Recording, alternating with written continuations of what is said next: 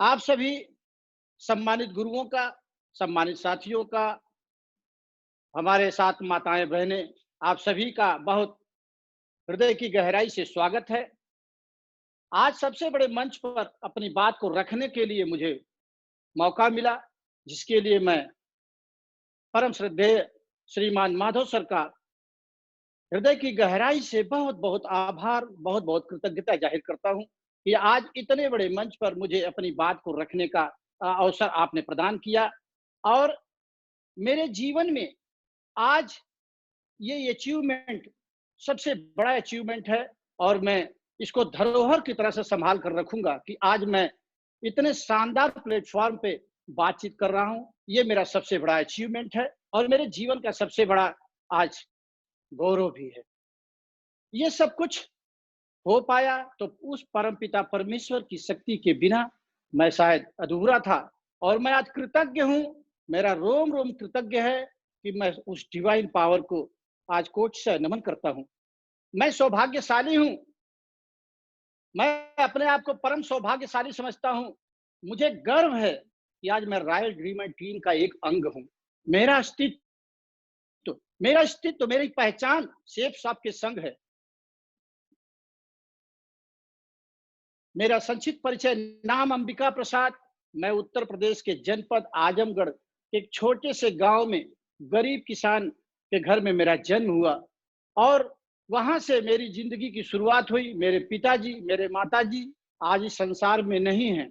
मैं अपने भावनाओं का पुष्प उनके चरणों में अर्पित करता हूं और उनको कोटि बार नमन करता हूं, वंदन करता हूं, कोटि बार उनके चरणों में शीश झुकाता हूं कि अगर वो नहीं होते तो शायद इस संसार में मैं नहीं आता और आज इस सब वंचित मैं रह जाता सब कुछ से। तो इनके चरणों में बार-बार अभिनंदन, बार-बार मैं अपना शीश झुका करके ज़रूर आशीर्वाद की कामना करूँगा। मेरा जीवन पढ़ाई-लिखाई का शुरू हुआ और मैंने उस अभाव में, उस गरीब परिवार में रह करके अभाव में मैंने जीवन की शुरुआत की, पढ़ाई-लिखाई किया। किसी तरह से, किसी तरह अभाव में जुट करके मैंने अपने आप को ग्रेजुएशन तक कराया और मैं जब ग्रेजुएशन प्राइवेट करने के बाद निकला वहां से, तो जब मैं अपना फ्यूचर ढूंढने लगा, अपना भविष्य की तलाश मुझे थी कि मैं निकलूं, मैं कुछ करूं, क्योंकि परिवार की गरीबी से निकाला मेरी जिम्मेदारी थी और बचपन से आंखों में पल रहा सपना बार बार मुझे प्रेरित करता था कि मुझे कुछ करना चाहिए। 92 में मैं ग्रेजुएशन कंप्लीट किया। उसके बाद 93 में मैं लखनऊ के लिए आ गया।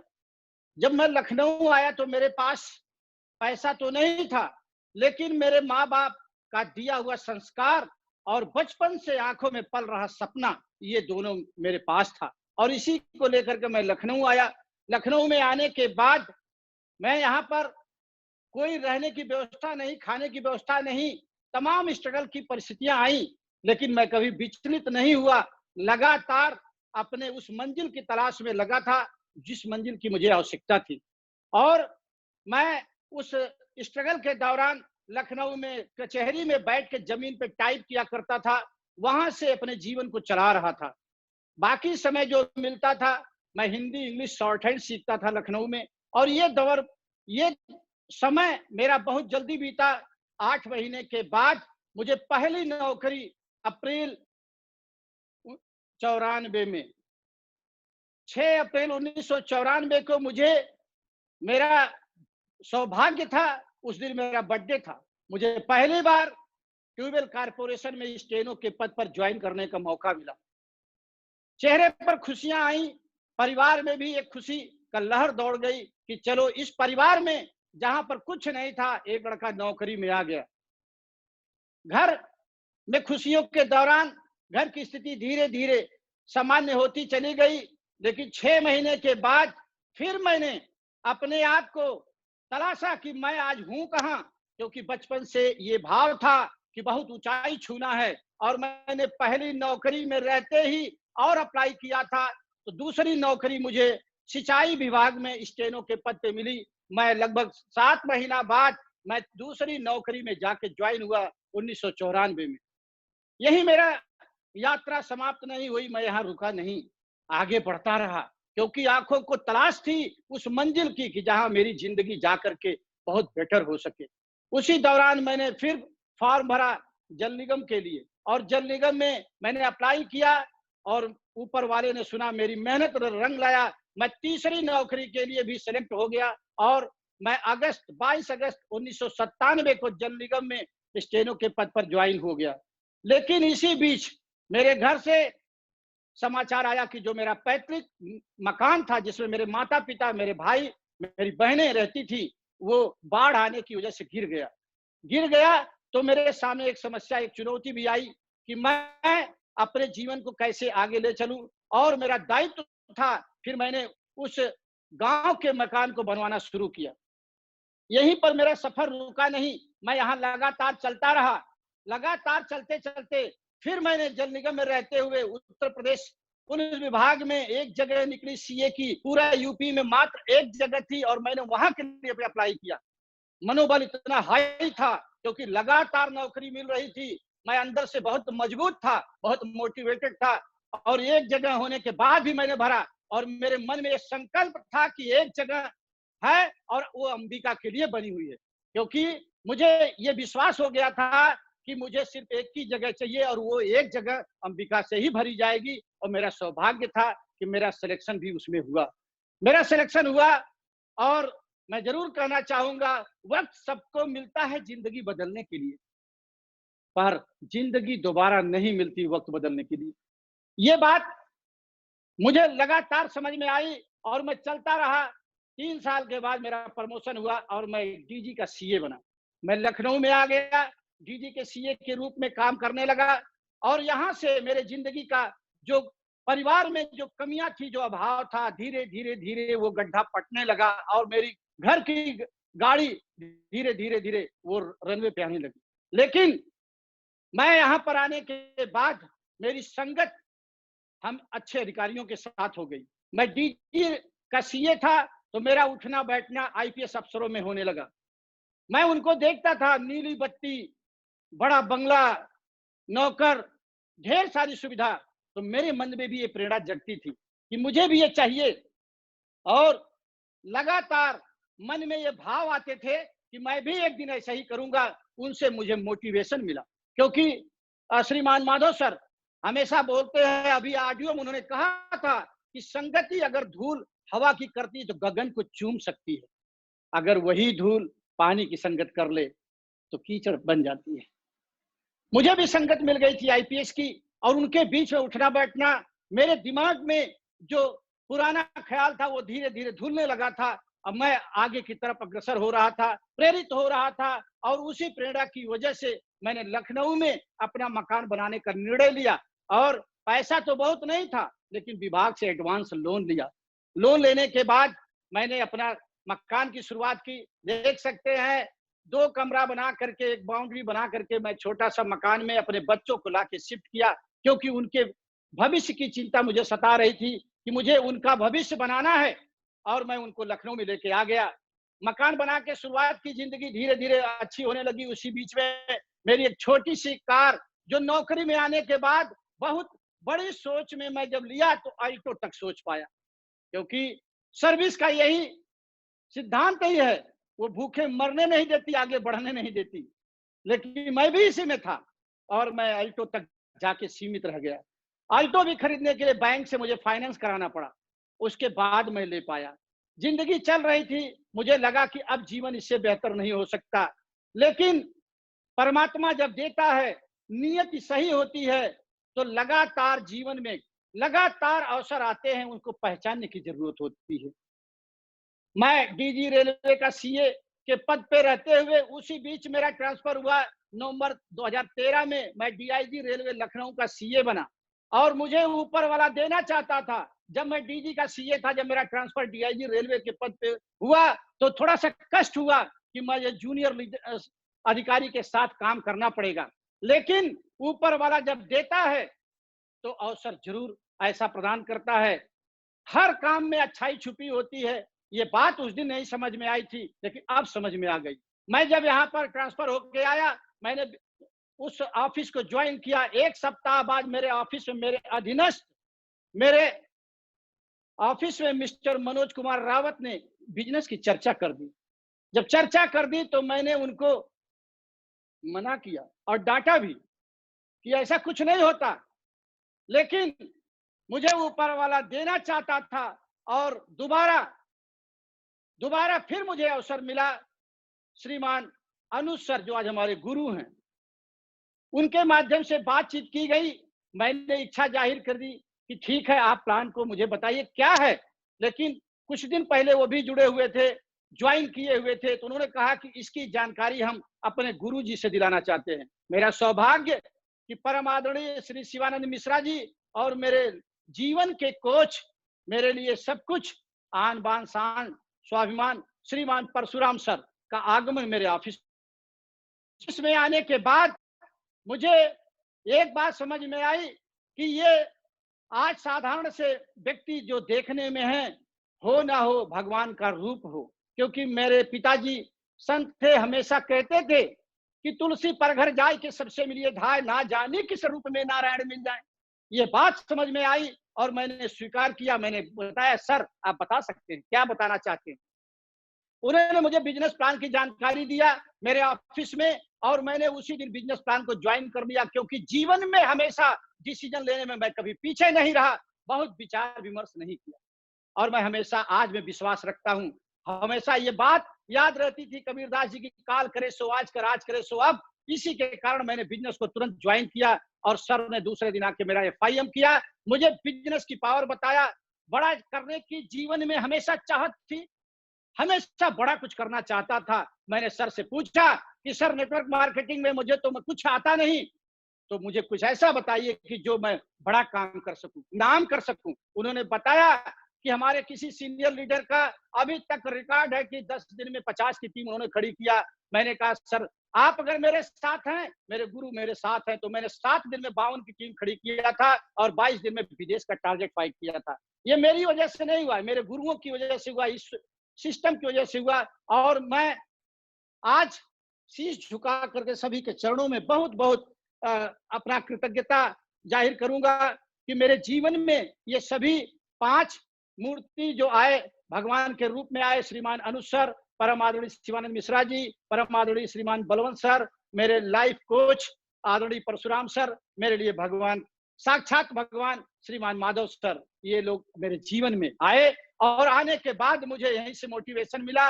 और जब मोटिवेशन मिला और उन्होंने मुझे अपने आप को पहचान दिलाई, उसी दिन में एक कविता मुझे याद आई, नर हो न निराश करो मन को, कुछ काम करो, कुछ काम करो, जग में रहकर कुछ नाम करो।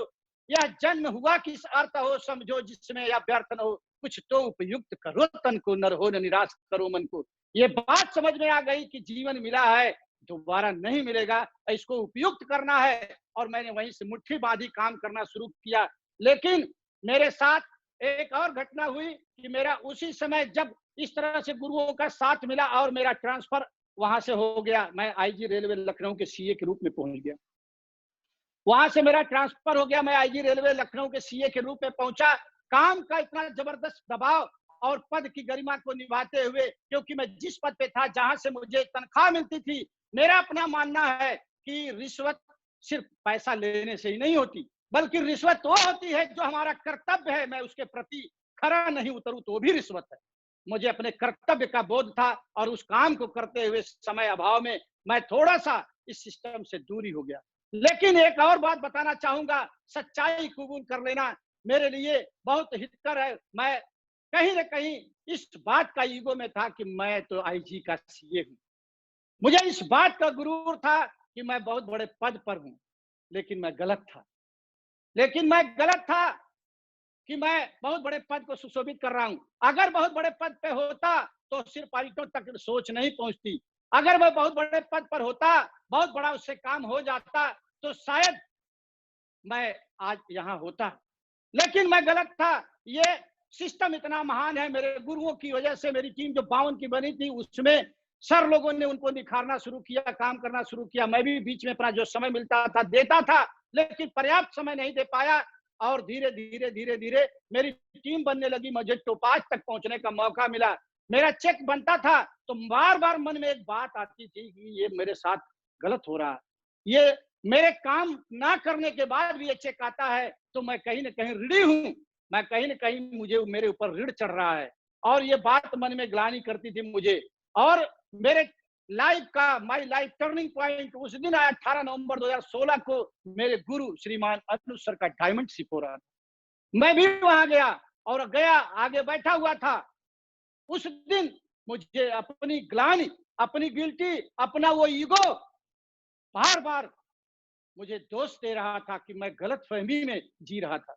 मेरा ये ईगो मुझे आज आगे आने में बाधक था।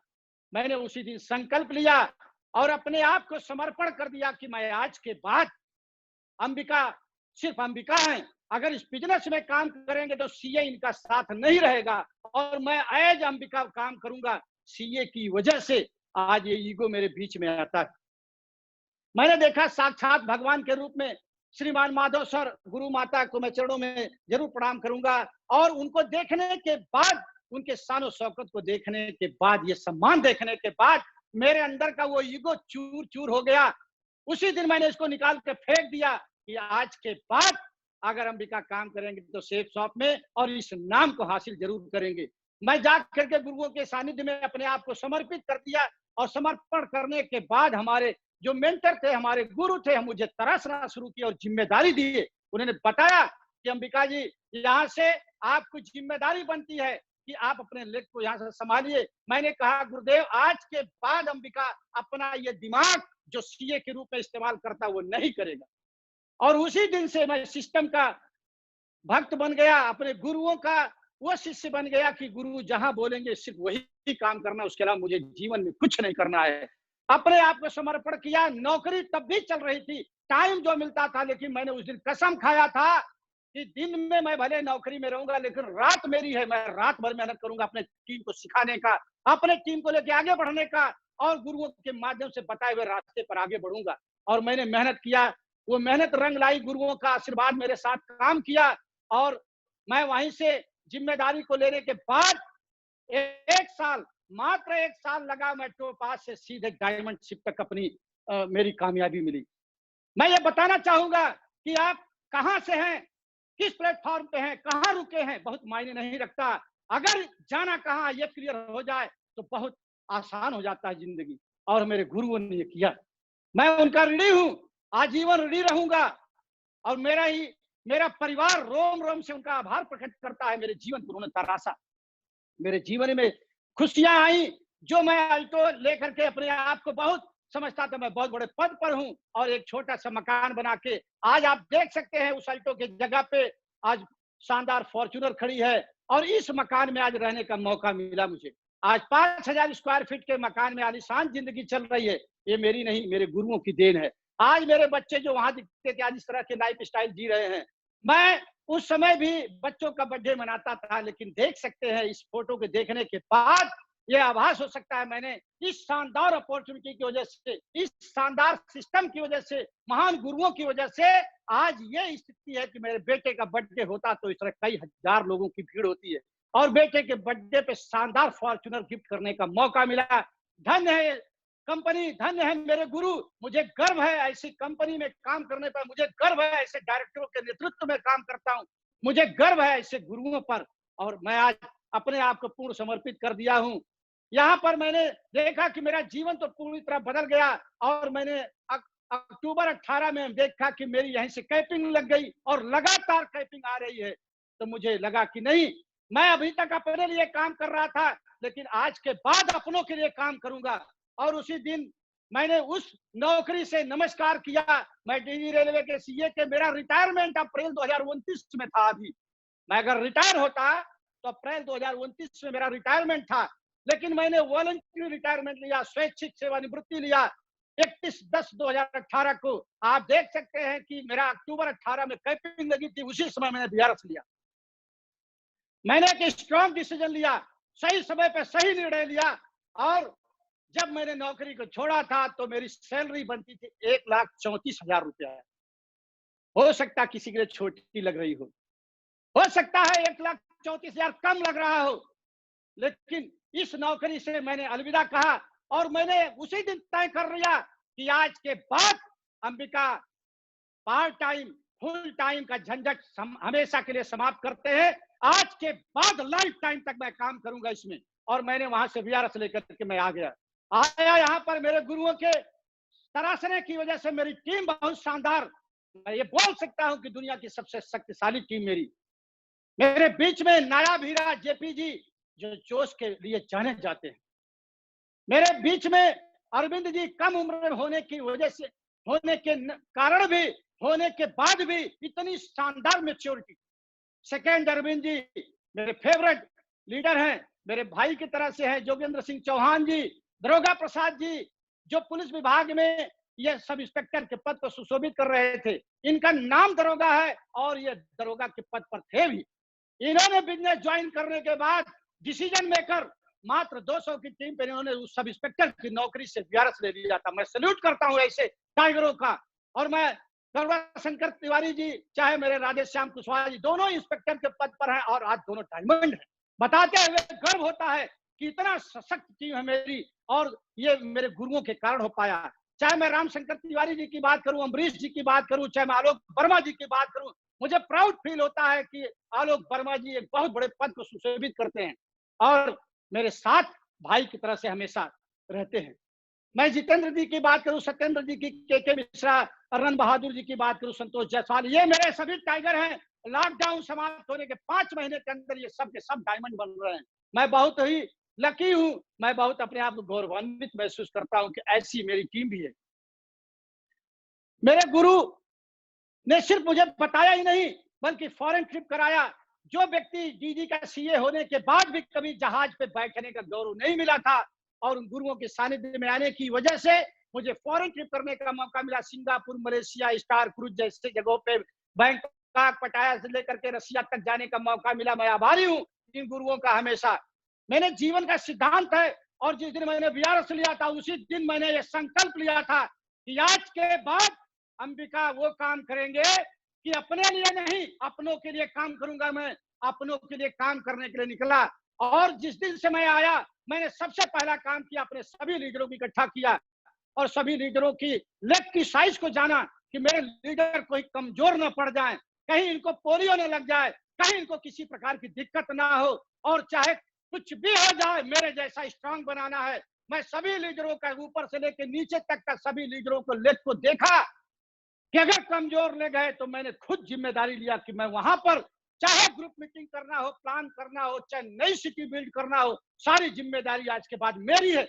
उस लीडर के साथ कदम से कदम, कंधा से कंधा मिला के काम करना शुरू किया, और इसकी वजह से टीम में काफी तेजी से ग्रोथ हुआ।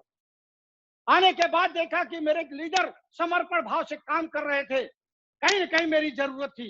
मैं उन लोगों को आइडेंटिफाई किया, समीक्षा करके छांटा सभी लीडरों को, कि देखा कि कितने समर्पण भाव से काम कर रहे हैं, कहीं कमजोर ना पड़े। और उसी दिन से उनके ज्यादा ग्रोथ के लिए मैंने हर सिटी का, जहां जहां उनकी टीम की, चाहे पटना में हो, चाहे बिहार में हो, हाजीपुर में हो, चाहे सूरत में हो, अहमदाबाद में, वापी में, चंडीगढ़ में, दिल्ली में, गुड़गांव में, मैंने हर जगह अपना यहाँ से अपने आप को तैयार किया, और लगातार खुद जा करके उस लीडर के साथ, चाहे जमीन पे बैठना हो, चाहे मुझे कुछ करना हो, मैंने अपनी फॉर्च्यूनर को दे दिया, टीम को गिफ्ट किया कि आज के बाद ये फॉर्च्यूनर मेरी नहीं है, मेरी टीम की है। जहां जरूरत हो आप ले जा सकते हैं, जहां जरूरत हो मुझे बुला सकते हैं। लगातार मैंने उनके साथ काम करना शुरू किया, जिसकी वजह से आज बहुत शानदार, मैं ये इतना बोल सकता हूं कि दुनिया का नेटवर्क मार्केटिंग की सबसे सशक्त टीम मेरी है। सबसे शानदार लीडर मेरे साथ हैं। मेरे टीम में जब भी किसी लीडर ने मकान बनाने की, गाड़ी की बात की कि मुझे सर गाड़ी लेना है, मैंने बढ़ चढ़ के हिस्सा लिया। आर्थिक रूप से अगर सहयोग करने की बात आई तो मैंने उसमें बढ़ के हिस्सा लिया, और कहा कि टाइगर अंबिका जिंदा है अभी, और कभी पीछे हटना नहीं है। मैं गुरुदेव बताना चाहूंगा कि मैं अपने टीम में, चाहे ग्रुप मीटिंग करना हो, चाहे सिस्टम की बात करना हो, चाहे नया वेन्यू की बात करना हो, चाहे जमीन पर बैठ के किसी का डाउट क्लियर कराना हो, अंबिका हर जगह तैयार रहता है। मैंने अपने लेवल को कहीं नहीं रखा, क्योंकि एक बात मैं जानता हूं, ये लेवल अगर मेरा बिजनेस का है तो मेरी जिम्मेदारी भी बहुत है, क्योंकि मैं 50,000 परिवार की जिम्मेदारी मेरे कंधों पे है। मैं कैसे आराम कर सकता हूं, इस बात का हमेशा बोध रहता है मुझे। जैसे लॉकडाउन शुरुआत हुआ, अनाउंस हुआ, मैंने तुरंत अपने ग्रुप पे अनाउंस कर दिया कि अंबिका जब तक जिंदा है तब तक मेरी टीम में कोई भी लीडर खाने की वजह से, राशन के कारण या दवा के कारण किसी भी परिस्थिति का सामना नहीं करेगा। जब तक मेरी सांस चलेगी और तब तक मैं आपकी मदद करूंगा। मैंने हर शहर में अपने लीडर को आइडेंटिफाई किया, सीनियर लीडर को, कि अगर कहीं भी कोई दिक्कत आती है तो आप उसका मदद करिए, अपना अकाउंट भेजिए, अंबिका पैसा ट्रांसफर करेगा।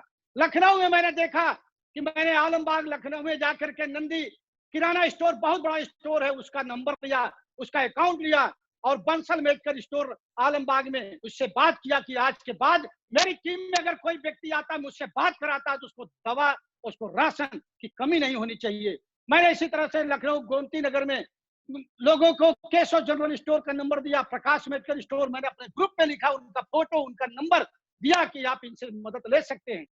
क्योंकि मैं जानता हूं, मैं अपना जीवन सिर्फ बनाने नहीं आया हूं, मेरे जीवन के सिद्धांत हैं। मैंने उस गरीबी को, उस लाचारी को देखा है। आज मैं अपने टीम में किसी को दोबारा वहां जाने नहीं देना चाहता। नेटवर्क मार्केटिंग में मैं आया तो सिर्फ इसलिए नहीं आया कि मैं आऊंगा, दाल रोटी चलाऊंगा, बढ़िया मकान बन जाएगा। क्योंकि ज्वाइन किया था तो उस समय भी एक रिकॉर्ड बनाया था, और आज भी आया हूं जब, तो उसी भावना से आया हूं कि चाहे जितना भी रिकॉर्ड अभी तक बना है, मैं जरूर नौकरी में था लेकिन अब आ गया हूं नेटवर्क मार्केटिंग में, सारे रिकॉर्ड अपने नाम से करूंगा गुरुओं के आशीर्वाद से। और उसी दिन से मैं काम करना शुरू किया। काम करके यहाँ से आज बहुत शानदार लग्जरी लाइफ जीने का मौका है। आज मेरे सारे सपने पूरे हो गए, लेकिन एक ही बात मैंने संकल्प लिया है कि अंबिका, जब नौकरी छोड़े थे 11 साल 6 महीना का समय था मेरा शेष, और मैंने उस दिन संकल्प लिया था। संकल्प वो नहीं कि अक्षत चावल पुष्प लेकर के संकल्प लिया जाता है। संकल्प मैंने वो लिया कि मैं मन कर्म वचन से इसको निभाऊंगा। और मैंने संकल्प लिया कि अंबिका 1100 डायमंड बगैर बनाए दुनिया से जा नहीं सकते, और इसको लगातार पूरा करूंगा। आप सभी का आशीर्वाद चाहिए।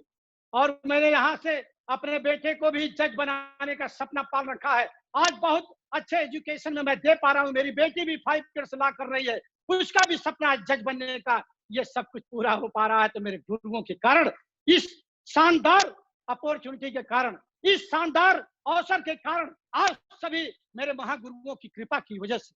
यहीं पर कारवां नहीं रुका। मैं अभी तो वीनस लेवल पे हूँ, और मेरा नेक्स्ट लेवल लॉकडाउन खुलने के बाद 5 महीने के अंदर ये अंबिका की आईडी मरकरी शो करेगी। 5 महीना से ज्यादा नहीं लगेगा, और 5 महीने में मैं अपनी आईडी को मरकरी तक लेके जाऊंगा। ये डेट 22 नवंबर 2020, एक दिन भी आगे नहीं जाने पाएगी। आज अंबिका इस सभी गुरुओं को साक्षी मान के, पूरे ये 500 लोगों के साक्षी मान करके आज संकल्प लेता है कि गुरुदेव, ये 22 नवंबर 2020 में मेरी आईडी मरकरी शो करेगी। स्क्रीनशॉट पोस्ट करूंगा। मैं सिर्फ बोलता नहीं, और जितना बोलता हूं उससे ज्यादा करने का मादा भी रखता हूं। क्योंकि मुझे नाज है अपने गुरुओं पर, मुझे घमंड है अपने गुरुओं की दी हुई शिक्षा पर, मुझे भरोसा है अपने आप पर, काम मेरी टीम पर मुझे भरोसा है। और मैं आज 2 साल पहले अपने बेटे के बर्थडे में फॉर्च्यूनर गिफ्ट किया था। आज मैं अभी 2 साल से कम हुआ है लिए हुए फॉर्च्यूनर, लेकिन सर मेरी नेक्स्ट ड्रीम कार 22 नवंबर 2020, मात्र लॉकडाउन खुलने के 5 महीने के बाद, मेरे गुरुदेव रेंज रोवर के जिस भी ब्रांड पर अंगुली रखेंगे अंबिका चाहिए, तो 22 नवंबर 2020 को अंबिका फॉर्च्यूनर के साथ साथ रेंज रोवर गाड़ी भी ला के इसी बंगले में खड़ा करेगा। आज ये संकल्प लेता हूं, ये मेरा ड्रीम है। मैं यहाँ पर आया हूं, मैं जरूर कहना चाहूंगा कि मैं यहाँ पर आया हूं 1,34,000 की नौकरी छोड़ करके, तो सिर्फ खेल खेलने नहीं आया। ये आग, ये तूफान जो मेरे दिल में है, उसको सिर्फ रोटी रोजी के लिए नहीं आया। अगर मैं इतनी बड़ी नौकरी छोड़ के आया हूं तो खेल खेलने नहीं आया हूं। नेटवर्क मार्केटिंग का जितना भी अब तक का रिकॉर्ड है वो मेरे टीम में होगा। क्योंकि एक बात श्रीमान माधव सर के माध्यम से मुझे जानकारी हुई, अंबिका आपका नाम ए से शुरू होता है। उसी दिन से मैंने अपनी पहचान बनाई कि अगर अंबिका ए से शुरू होते हैं तो साला काम भी कभी नंबर 1 से नीचे नहीं जाने देंगे। क्योंकि मैं नीली बत्ती के साथ अधिकारियों के साथ घूमता था, आईपीएस के साथ हाथ मिलाने गौरव प्राप्त होता था। उस नौकरी को अगर अलविदा कह के आया हूं, रेलवे में एसी फर्स्ट क्लास का पास मिलता था, पूरे परिवार के साथ जाता था, उसको छोड़कर मैं खेलने नहीं आया यहाँ। मैं सिर्फ यहाँ खेलने के लिए नहीं आया, मैं बता देना चाहता हूँ कि मैं आज ये नेटवर्क मार्केटिंग में इतिहास लिखने के लिए आया हूँ, अपने गौरव, अपने अस्तित्व की पहचान बनाने के लिए आया हूँ। और मैं सभी गुरुओं से निवेदन करके जरूर आपका आशीर्वाद लेना चाहूंगा कि मेरे जीवन में अगर आपका आशीर्वाद लगातार बरसता रहा, लगातार बरसता रहा, तो एक दिन मैं बहुत बड़ा काम करके दिखाऊंगा, क्योंकि मैंने नेटवर्क मार्केटिंग में सिर्फ इसलिए कदम रखा है कि आज मेरा लेवल भले बिजनेस है, लेकिन आने वाले 4 साल में नेटवर्क मार्केटिंग के इतिहास में अंबिका का नाम बड़े अदब से लिया जाए। आप गुरुओं का सानिध्य रहा तो इसको करूंगा। और मैं एक बात और कहना चाहूंगा कि मैंने कभी उम्र को नहीं देखा कि कितनी उम्र हो गई, जवानी में भी काम करता था, आज भी काम करता हूं, 52 साल की एज है, लेकिन आज बताते हुए गर्व होता है कि मैंने सीखा है शहीद आजम भगत से। और मैं एक बात आज बता देना चाहता हूं कि जवानी सिर्फ 22-25 साल को नहीं करते। अगर कोई सोचता है 22 साल की उम्र में मैं जवान हूं, 30 साल में जवान हूं, तो मैं नहीं मानता। अरे लगा दे आग पानी में, जवानी उसको कहते हैं। लगा दे आग पानी में, जवानी उसको कहते हैं। भड़का दे अंदर की ज्वाला, भड़का दे अंदर की ज्वाला, अंबिका उसको कहते हैं। मैं हमेशा अंदर की ज्वाला को भड़का के रखता हूं। और लगातार आप गुरुओं का आशीर्वाद बना रहा तो नेटवर्क मार्केटिंग में एक झंडा, एक गाड़ के रखूंगा। और आदरणीय श्रीमान परशुराम सर के चरणों में आज शीश को रखते हुए सौगंध लेता हूं कि गुरुदेव, आपके नाम को पूरे विश्व के मानस पटल पे जब तक लगा नहीं देता, तब तक ये अंबिका इसी तरह से काम करेगा, लगातार काम करेगा, पूरी टीम के साथ करेगा। आप सभी सम्मानित महागुरुओं का मैं पुनः आप सभी का बहुत बहुत आभार प्रकट करना चाहूंगा कि आप लोगों ने मुझे यहाँ बोलने का मौका दिया, मुझे आज सभी सम्मानित साथियों के बीच में बात करने का अवसर मिला।